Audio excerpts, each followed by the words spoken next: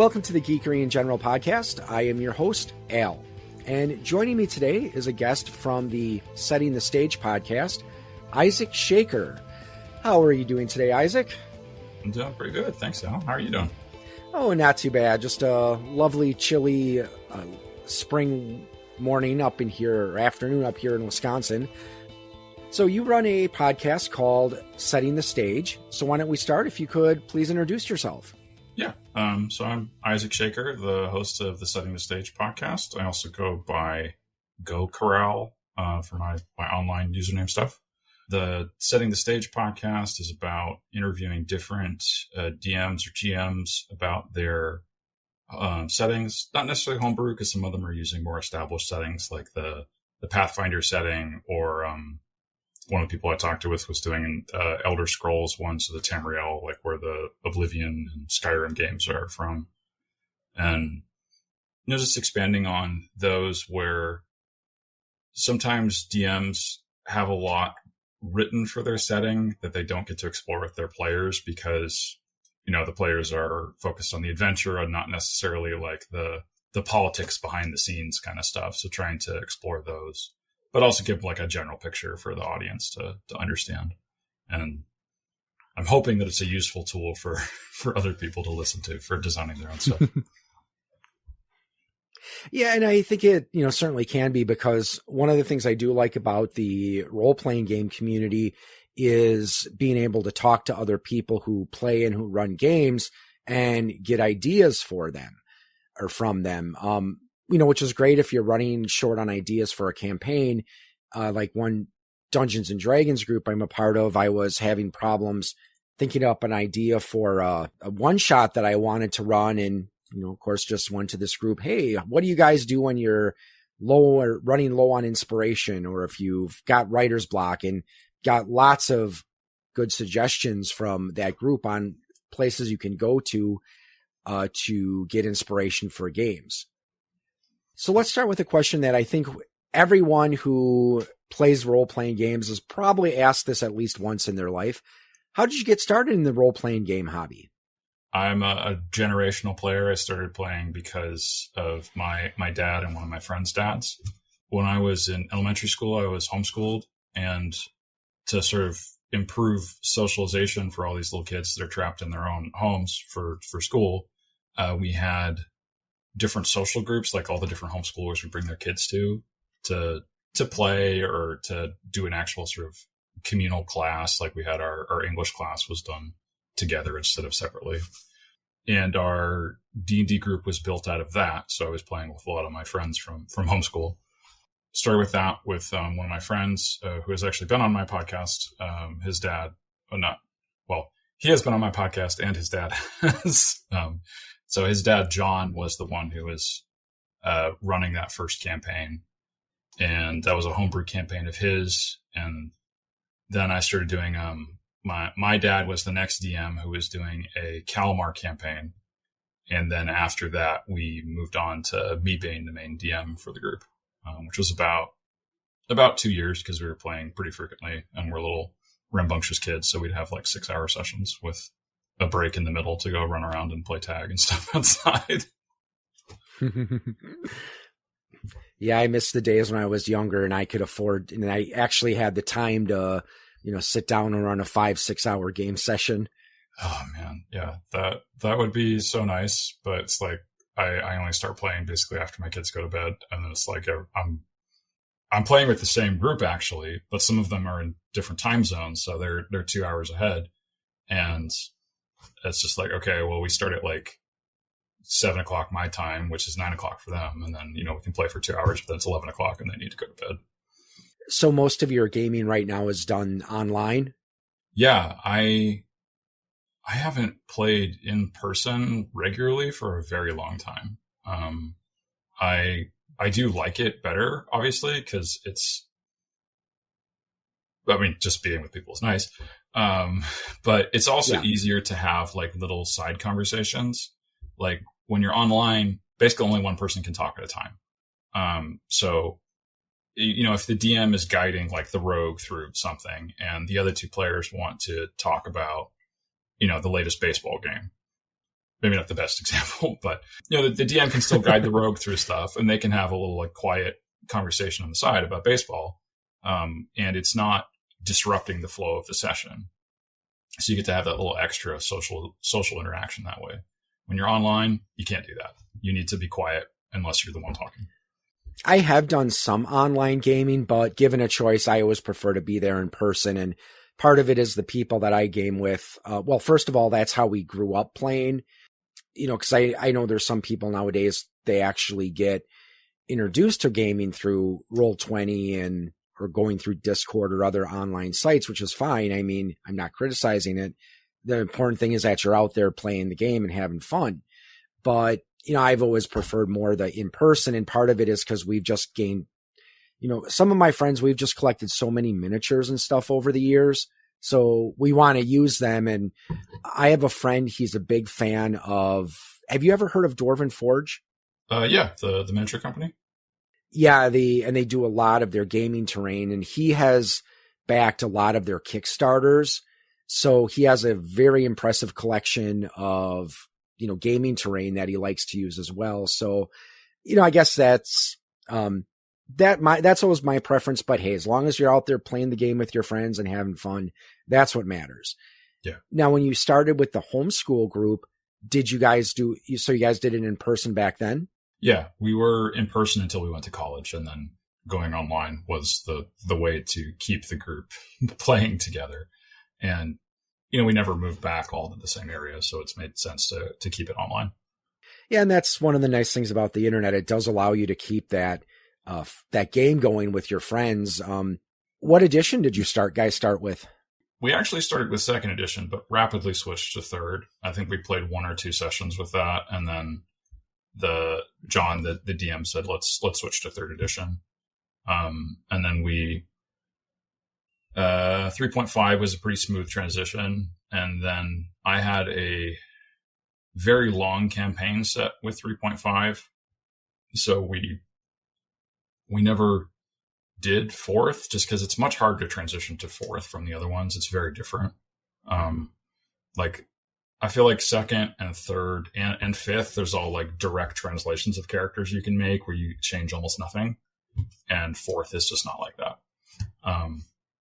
So fourth, we skipped, finished the third edition campaign, and then came back and did fourth. And we're doing a little bit of fifth right now.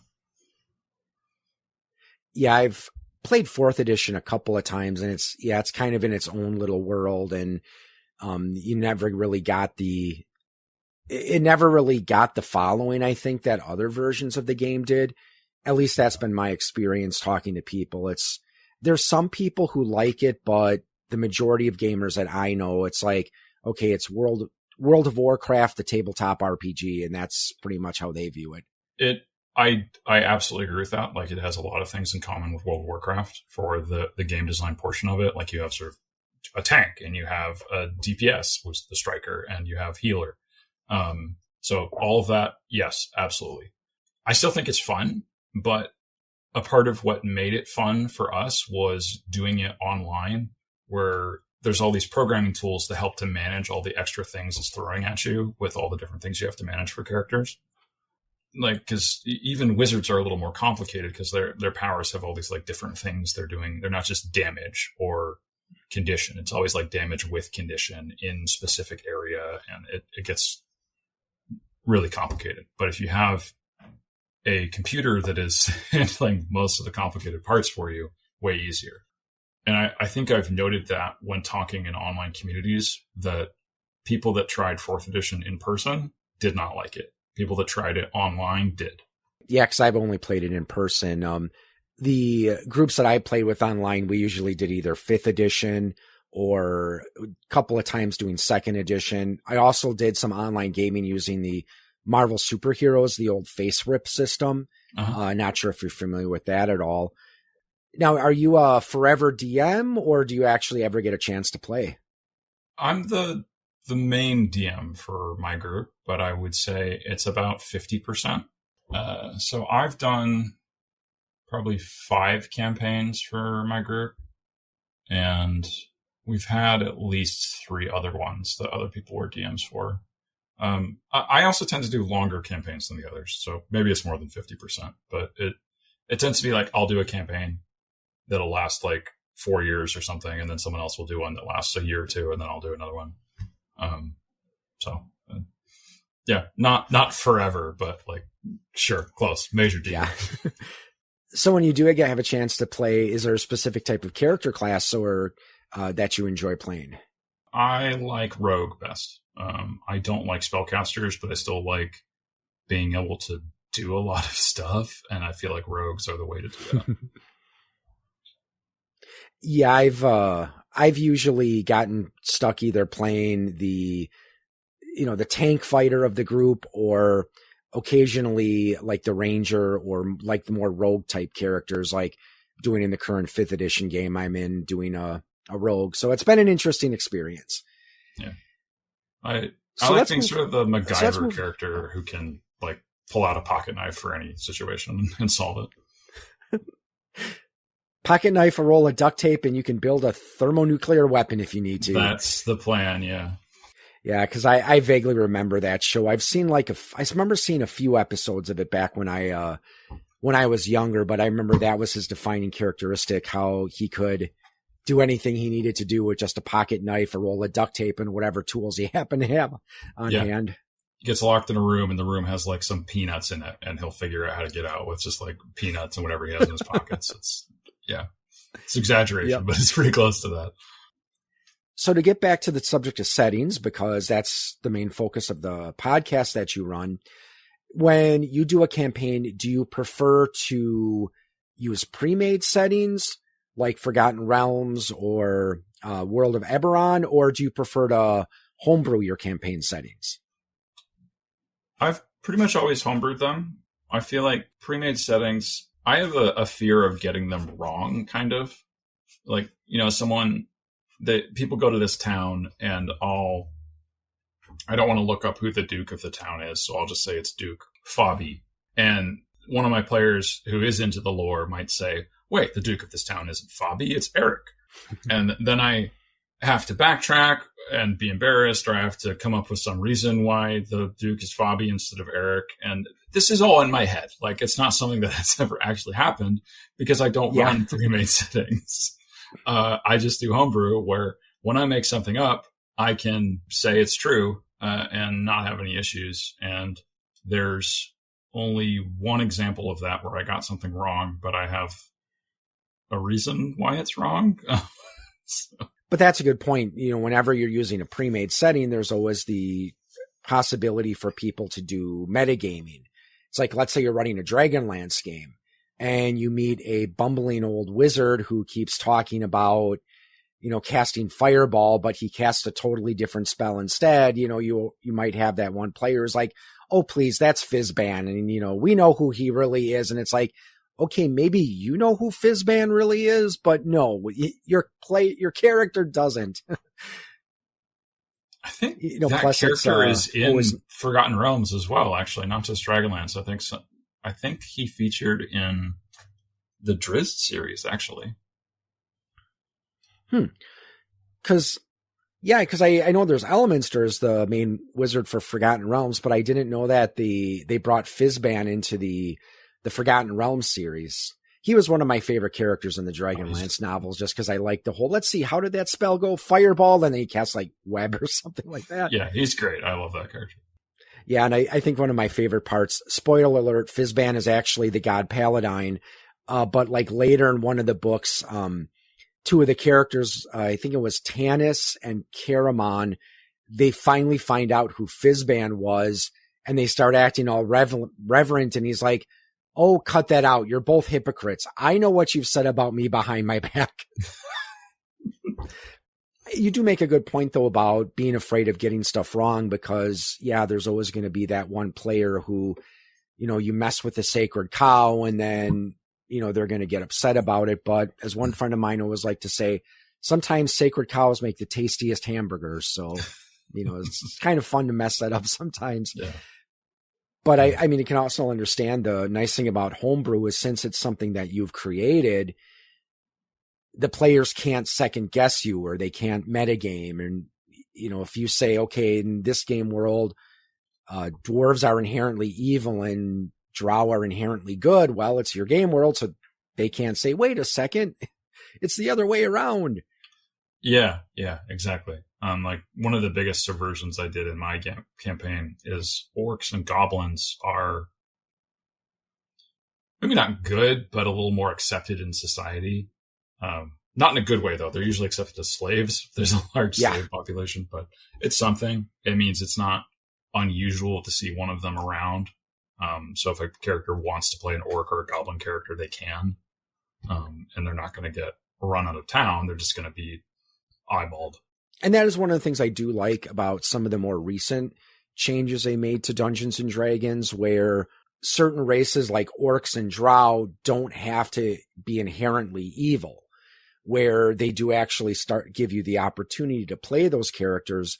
And I mean, this goes back a ways, because back in the days of second edition, they had the Complete Humanoids Handbook, and, they had the Drow of the Underdark Handbook, but, still some of those races were viewed with suspicion. And I think they've been trying to move away from that in recent years, where, it's in certain races like Drow are accepted among society.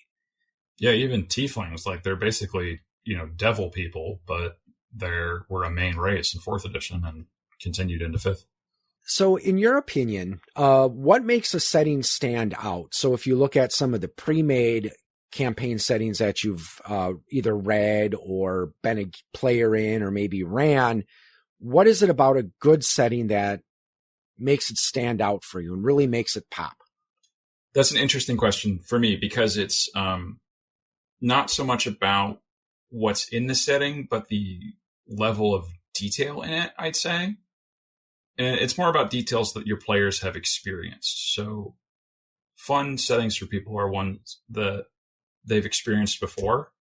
So Star Wars is a fun setting because a lot of people have grown up with that and loved the setting. So a lot of people want to play Star Wars games because they like the movies and the TV shows. Pathfinder setting for, like, it's called Galarian for that one. That one I think is very popular because they come out with so many adventures. It's like a full campaign twice a year. So there's so much content for that. And the D&D settings have a lot of content too, but it's more like one campaign a year. And I don't feel like the campaigns are as connected to each other, because D&D tries to focus more on like standalone modules that don't necessarily have an overarching plot. Whereas the Pathfinder folks, it's much more like these are connected. There's a few that kind of slot in, like maybe the 4th one in a set of 6 doesn't really fit, but they do try to have them fit together. So I think Galarian's a great setting for that, just because of like the shared history. Like you can talk to someone at a convention about one of those adventures and have an experience with them. And you can do the same thing for a Star Wars campaign because they'll have points of reference for talking about it. You can have the same thing for homebrew settings. It's just more focused for your group of friends, right? So the setting that I have, that I've run like half a dozen different campaigns in at this point, my friends and I love that setting. I think we're going to keep using it, but it's not necessarily anything about it that draws us to it besides the past and the shared events that we have within that setting. So why don't you tell us a little bit about the current campaign setting that you're using? Does it have a specific name? Are there any like major conflicts or historical events you came up with for this setting? And, what are some things that maybe you do that you haven't seen done in other game settings that you've experienced? My campaign setting is called Cimmeria, which is not the Conan one. It's using the same origin that Conan did. The word Cimmeria refers to a tribe of people called the Cimmerians or the Cimmerians that lived east of the Black Sea when the ancient Greeks were writing their history books. So they wrote about the Cimmerians and knew very little about them, just basically where they lived and that they'd had some fights with the Hittites and the Scythians. So it became sort of like this magical, distant land, kind of like within the medieval age that China was like that. It's this distant, far-off land where, Marco Polo went there and Kublai Khan, and it's all fantasy stuff. So it's a stand-in for some fantasy stuff. I chose that because my main issue with a lot of with the Forgotten Realms and Greyhawk was that I felt like the pantheons did not make sense. The gods all sort of exist as individuals and interact with each other, but it's not really like they're part of the same family like they are for real world pantheons. Like where Odin's the father of Thor and Loki kind of stuff. It's more like the only family relationship I could find was like Hector and Heronius are brothers, but they hate each other. So I wanted something that made more sense. And at first I tried making up like my own family tree of stuff. And it felt just like, this is not going to work because no one else knows who these people are except me. So then I just let's just use the ancient Greek pantheon. Everybody knows that. You learn it in school. And if you like it, you can like read the other events. You kind of know the basic interactions between the gods. It works. But I didn't want to just run stuff in Greece because then I'm constrained by history somewhat and where things actually are. So I decided to move to this magical land for the Greeks over east to Samaria. And it's still based around the Caspian Sea, but it's the geography is not real. The only real stuff is the oceans and the rivers. So basically you're using a fictionalized version of Earth? Yes, exactly. The intention was to try and go off of what the ancient Greek and Roman historians had used to describe this region, where there's like impassable mountain ranges with dark stuff on the other side. And then on the nice side is Samaria, where it's sort of, there's wizards and goblins there, and just built on it from there, basically. I would say aesthetically, it's still very similar to other RPG settings. Like, it's not really that different from Greyhawk. It's still medieval. It's not like ancient Greece for like people are wearing full plate armor instead of hot plate armor. And riding around on horses is frequent. Everyone has saddles and stirrups, even those didn't exist at that period. Just fun. Yeah, and that was I think that's an interesting choice to use the Greek pantheon because, as you mentioned, it's something that everyone is familiar with, and there's a lot of D&D information about it because, going back, there were the Legends and Lore book, Deities and Demigods.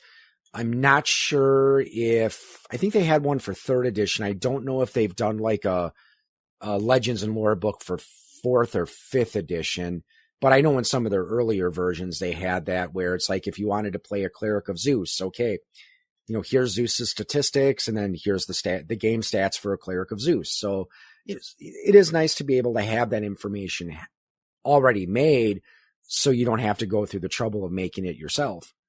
Save a little time. Yeah, 4th edition was very limited on what that was because the way they handled different gods is each one of them unlocked like a different feat for clerics to take. So you'd have to design your own feats or find equivalents. When we were running 4th edition, I just told my players, you can find an equivalent feat if you want to take it. So Zeus would be, I'm sure there's some Forgotten Realms god of thunder that would be a good fit for Zeus, and you're set. Yeah, it's been a while since I played in Forgotten Realms, so I can't.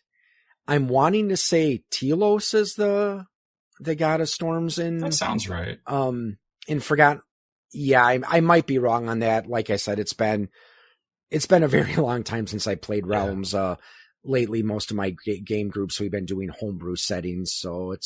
But yeah, Realms was always one of my favorite settings back when I was a kid. Now, you mentioned Star Wars before, and I know that setting has been through various systems, the original West End Games version, the D20 version from Wizards of the Coast. And I think Fantasy Flight, do they still have, I think they either had or might still have the license to it. I think they might have lost the license recently. So I believe they were still printing content, but aren't producing anything new.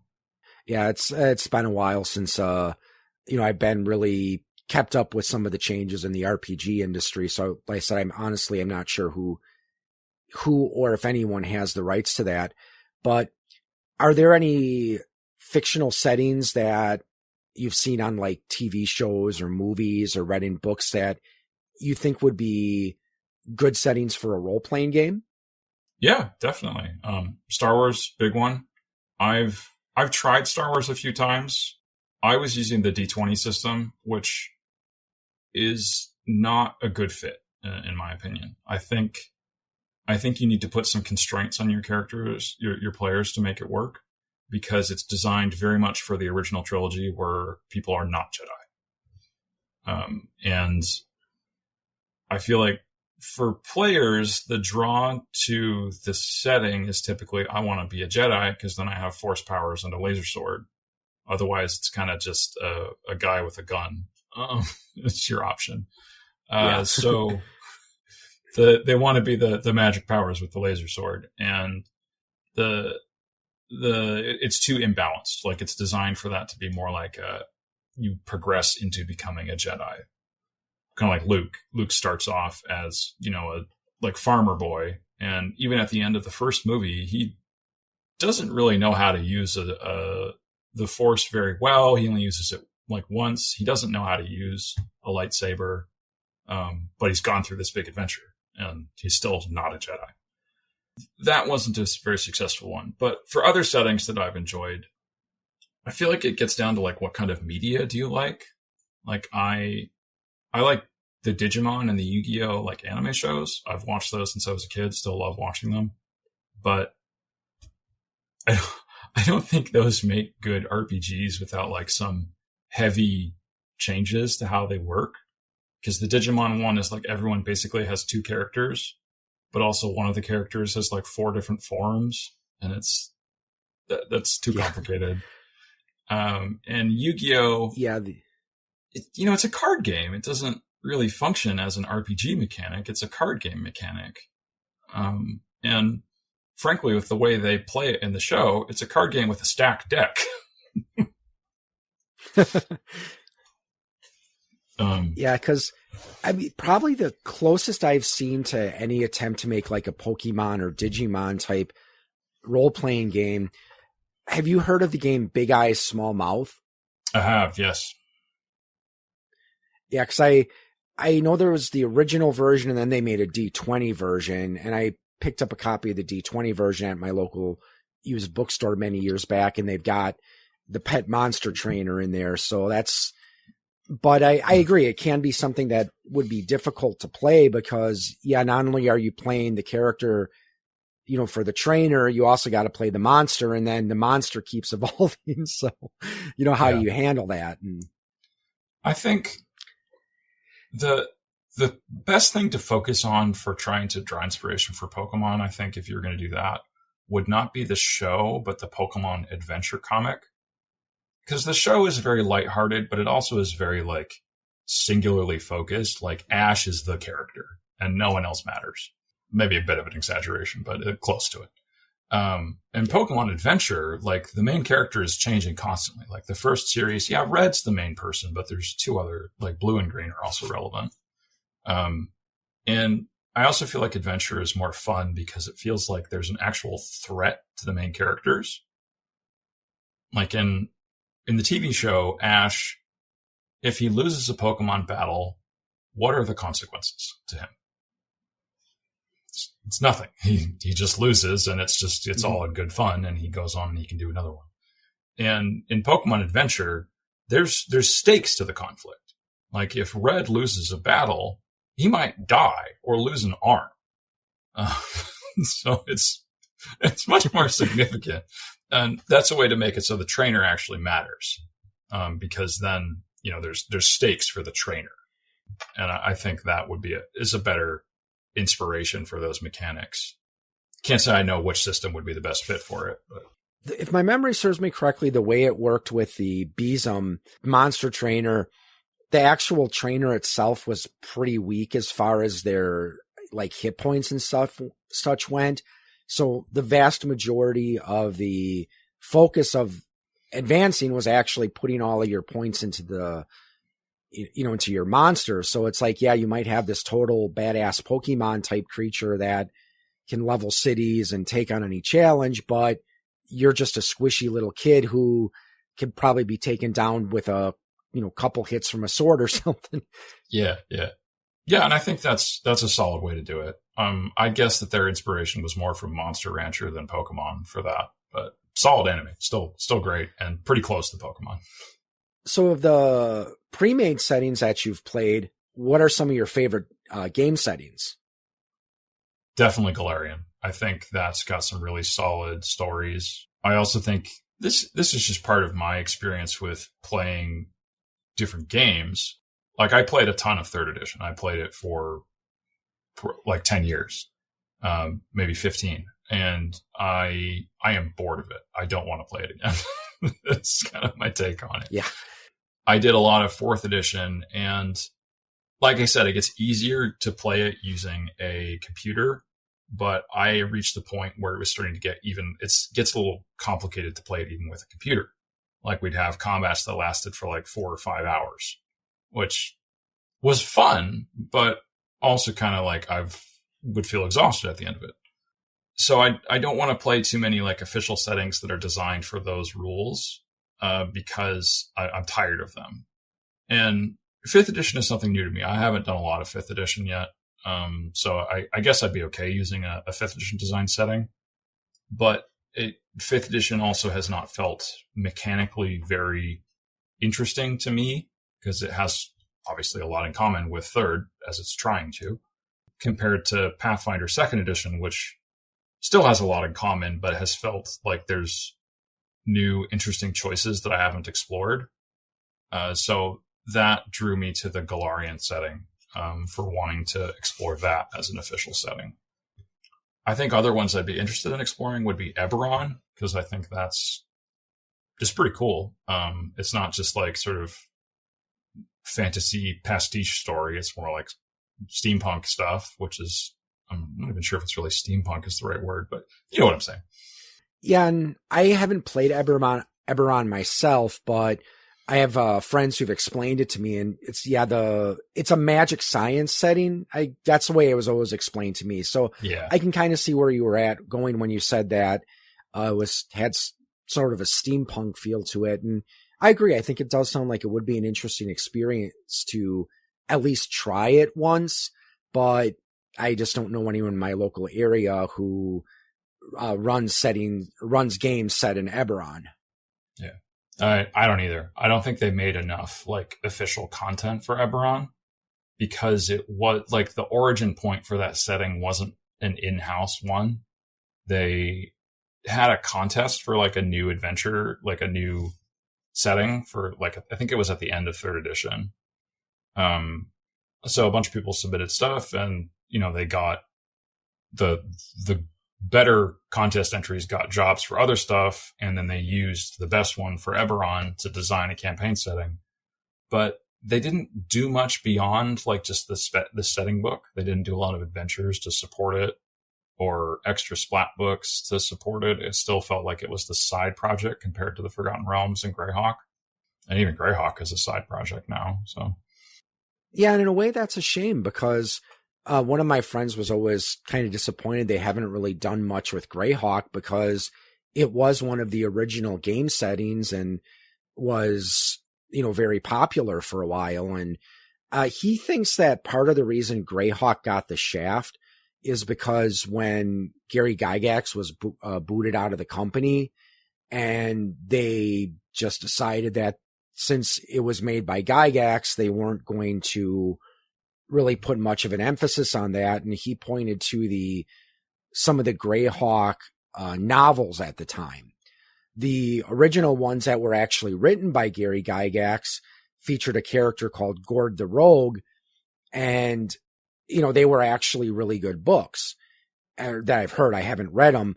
There is one Greyhawk novel I tried reading. I think it was called The Price of Power, which the main character was this wolf shaman guy, and I just couldn't get into it. And one of my friends said that, yeah, he read it, and after they stopped using stories that Gary wrote, they just had these characters that just were fundamentally unlikable and just weren't that interesting. So I wonder if there is truth to that, if the reason they stopped really doing anything with Greyhawk was just because, at least back then anyway, was just because it was made by Gary Gygax. I think it's a little more complicated than that, because like I'm not sure how much Wizards likes Ed Greenwood at this point for Forgotten Realms. I'm sure there's a much more contention with Gygax because was pushed out. But I think for the stories, I think Forgotten Realms was designed more as just a standard fantasy setting. And Gygax, his intention was to have a place to play this game that initially focused a lot on like treasure collection, right? That's why you got experience initially, was by getting gold. Mm-hmm. That creates a very different motivation for the heroes, where they're trying to get rich instead of save the village from the orcs. They're just trying to get the treasure from the orcs. And hey, if they also get paid for doing it by the townspeople, that's even better, because then they have even more gold. So the motivation for the characters, I think, bleeds into other aspects of the setting, like the what is it, the Circle of Nine, like the big wizards in Greyhawk. Is that their name? I'm forgetting. It might be. It sounds familiar. It's just Greyhawk is not a setting I ever really got into, so I wouldn't be able to say for certain if that's correct, but it sounds familiar. Yeah, I think the Circle of Nine, if I remember right, was this set of 9 wizards that are largely based off the original players. So Jim Ward's character, Drawmage, is in there, Bigby, Mordenkainen, etc. All the ones that have like a spell named after them. Melf. Yeah, exactly. Yeah. So those are the Circle of Nine, and then they become like the protectors of balance within Greyhawk. So not good, just balance. And that's a very different take on the world, where extra powerful creature or extra powerful people are not there to protect you. They're there to maintain the world's status quo, which is also different. Like Forgotten Realms, each edition introduces like some cataclysm that changes the world. And it feels like Greyhawk was going the other way, with it'll be immutable and unchangeable forever. Yeah. Yeah. And that, it is interesting when they do make cataclysms, and because it does help forward the plot of the game.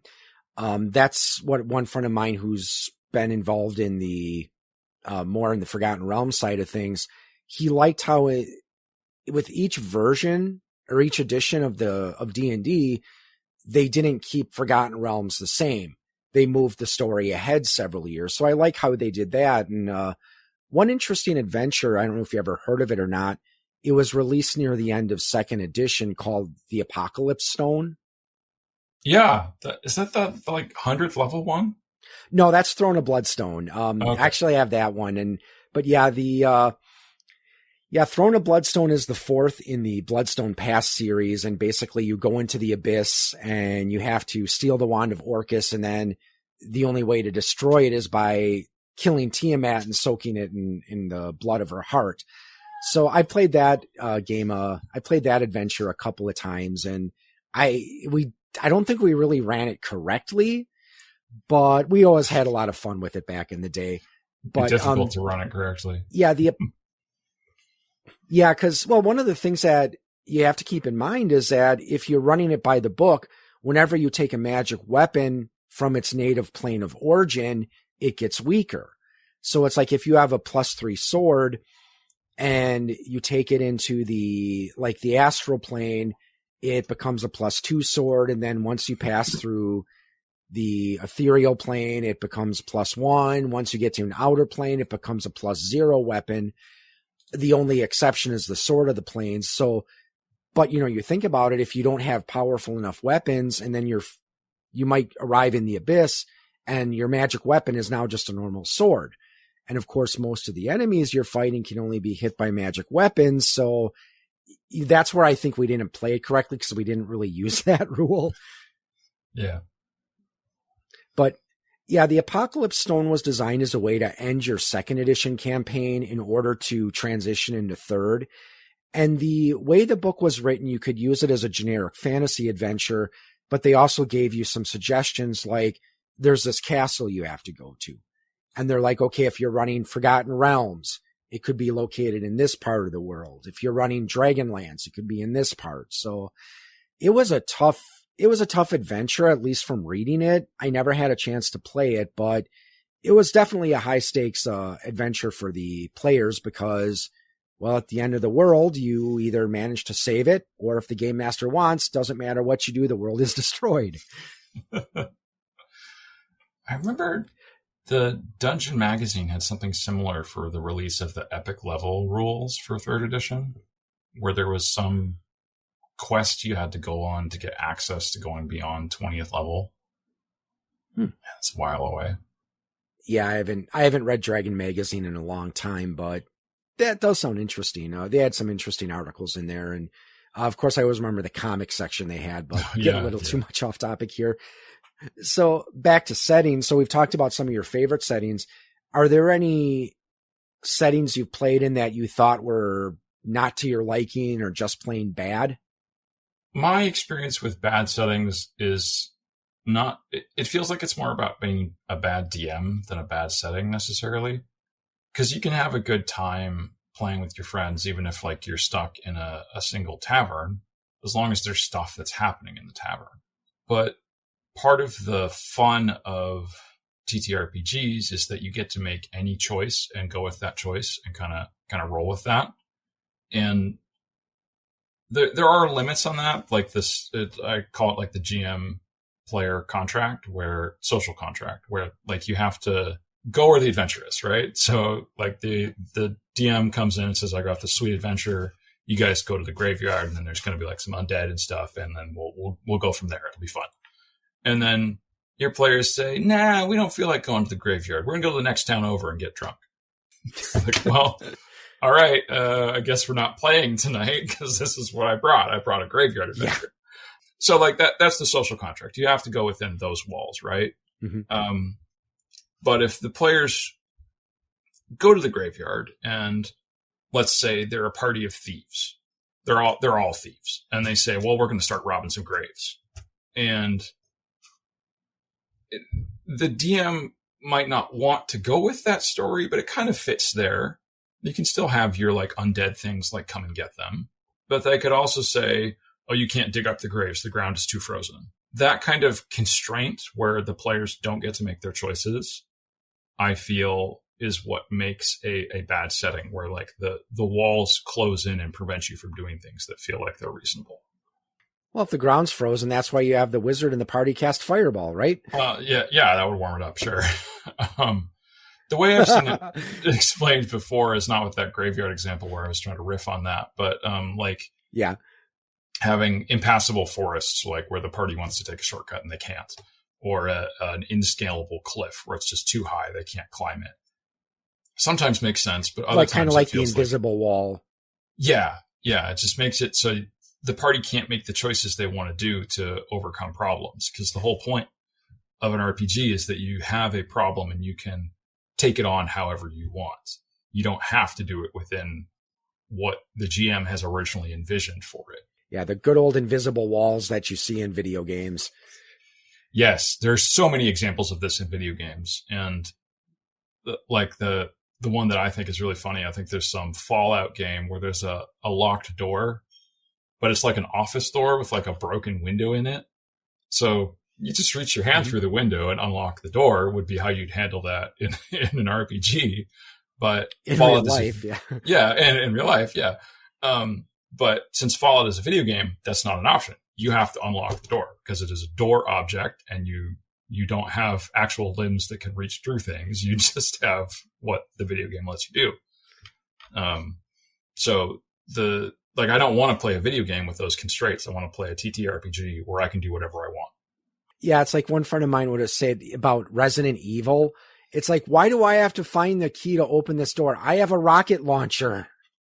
Yeah, exactly. No, great example. Like you have something that will open the door. There's consequences, but let me live with those.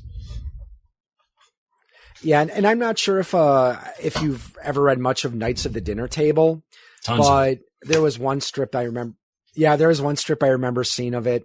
This was before they introduced the female character. They had like the three guys and the DM, and they discovered a secret passage, and the DM's like, yeah, you guys don't want to go up to down this next level. And one of the guys is like, no, let's go, let's do it. And I apologize, I don't remember any of the characters' names because it's been so long, But the dungeon master's like, are you sure this next level is going to be really hard? And the heavier set guy backs out. He's like, no, you guys go without me. And, they go down the staircase and rocks fall and kill them. And, they storm away from the table. And the guy's like, says to the DM, so be honest with me. You didn't finish the next level, did you? He's like, what'll it take to buy your silence? Yeah, I remember that strip. There was another one I was thinking of later on after Sarah is introduced as the female character, where the knights are always going off. Like, he'll introduce some random, like one of them was like he introduces a cow and then they just obsess over the cow and then they have the cow following them along. And it's just meant to be like something in the field. So to prevent them from doing that, he starts having like impassable forests and fences that are too high to climb over, and stuff like that to get them focused on go to the adventure. Then, of course, there's the classic gazebo, right? Yeah. There's tons of good stories from that. But the point being that, like, he does a lot of those sort of artificial constraints, which are done for a joke, right? I don't think his table would actually be that much fun to play at because the players are absolute assholes all the time. But I mean, that's no different than a sitcom, right? Like if you look at like a lot of sitcoms, like as they go on, the characters are doing stuff that is absolutely insulting to have as a friend, but they're doing it because it makes the audience laugh. Yeah.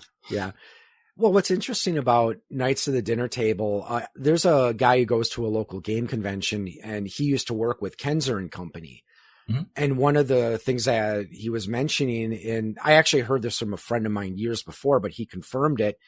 A lot of the stuff that happens in that comic strip is based on real events that happened at different gaming tables at different conventions or from various gamer stories that people have sent him over the years. So I thought that was funny. It's like, yeah, I could see some of those from what I remember of Knights of the Dinner Table, I could very easily see some of those scenarios happening at a table.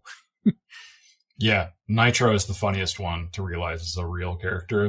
It's the inspiration for that because he's like this, tall, like ex-military, like really broad chested. It speaks like a drill sergeant, but then his campaign is like based off of like Andy Warhol's art collection. Wow. Yep. So when you're designing a setting to use in your campaign, what are some steps you take or some things that you keep in mind? Because you already talked about some of them, like you wanted to, use like a fictionalized version of Earth and, use things that the players might find familiar. What are some other steps you take when you're designing your settings? Yeah, good question. I've designed three settings myself. I've done some with my friends, but three myself. My first one was really just, I was 11, just starting to DM. I wanted to make it easy on myself, so I used modules, and then I just came up with a plot to stitch them together for 7 different modules. It was complete garbage, but I also was a preteen, so yeah, fine. Looking back, I think a lot of the campaigns that I ran, that we ran back in our day, as preteens and stuff, probably were not that great, but we had fun, and that's all that mattered. Yeah. The second setting I did was more grounded, but I came up with like maps of different continents, and like the elves are over here and the halflings are here and the orcs are over on this continent. And there's like a UN organization that oversees everything. And I had a bunch of stuff that was like sort of very roughly mapped out for how those things worked. But my players didn't care about any of that. They didn't interact with it. I didn't really have a way to share it with them either. They mostly interacted with like this little tiny peninsula within it that had a few towns and a few adventures that they played in. So that was what they cared about. And once that campaign ended, I realized that let's just start with something the size of that peninsula. So I started off with a little tiny place and just said we're going to use the Greek gods because I think that makes sense. And then the actual geography came in later, but the initial part wasn't real. It wasn't connected anywhere. It was just like, let's have the Greek gods and not worry about why they're here. So I drew a map, a treasure map, and they started in the big city, and they had to go up into the mountains. And along the way, the towns got smaller and smaller as they got up there to where the treasure was. And that was how we started. I had city, town, village, and that was all. Mm-hmm. And that was enough. Like we had fun. You don't need more than that for a campaign setting, really. Like the simplest you could do would be just village and dungeon. You don't need anything else. Like that's what Diablo was, and people love that game. That's true. It's like sometimes just having those simple settings can certainly work. But as you mentioned before, a lot of it is really the social contract. And it's like, okay, what do the players owe the dungeon master? What does the dungeon master owe the players? And, are you going to abide by those terms? Like if you're a player, are you going to intentionally try to disrupt and derail the campaign? Or, are you going to try to work with the DM to make sure that everyone in the end has a good time? Yeah. Yeah. So the first campaign I ran in the Cimmeria setting was with just city, town, village. And that once we finished that campaign, then I expanded it and said, okay, here's all this other stuff. There's a kingdom over here. There's a kingdom down here. There's a bunch of city-states all over the place because it's based on Greece, and ancient Greece had city-states, not kingdoms. Mm-hmm. I had a rough idea for what each city was like and shared all that information and said I'd have more as we went further on. And now there's an enormous amount that's all on my website for this, and my players occasionally look at that. So, hey, they can actually look something up if they want to know something about the world. Yep. So now it's this fully fleshed out world with a bunch of history for us playing together. But yeah, it started off as there's a dungeon over here. You have to go on a journey to get there, and then you have to come back to get supplies or sell magic items you find or whatever. So before we sign off for today, where can people find you on the internet? So if you have any websites or social media links that you'd like to share? Yeah, sure. So my podcast is called Setting the Stage. There's a couple different Setting the Stage podcasts. So it's the one with the Forgotten Realms book as the thumbnail for it. You can also probably find it on your podcast app by searching my name, Issac Shaker. And then for my links, I have a website, which is gocorral.com, and that's GOCORRAL.com. And there's also a little Setting the Stage component of it if you want to come on talk about your campaign setting, which is gocorral.com/STS. And I'm also on Blue Sky and Threads. So Blue Sky is gocorral.bisky.social for a little extra bit. And Threads is linked to my actual Facebook profile. So that one's iShaker09 for my graduation year, because that gets slapped there by Facebook. Well, thanks again for joining me today, and I'd like to thank everyone for tuning in. And until next time, have a great day, everyone. You have been listening to a presentation of Point of Insanity Game Studio. Visit us on the web at www.poigamestudio.com. Follow me on most social media sites at POI Game Studio. And check out my music channel on YouTube at Al Seeger Music.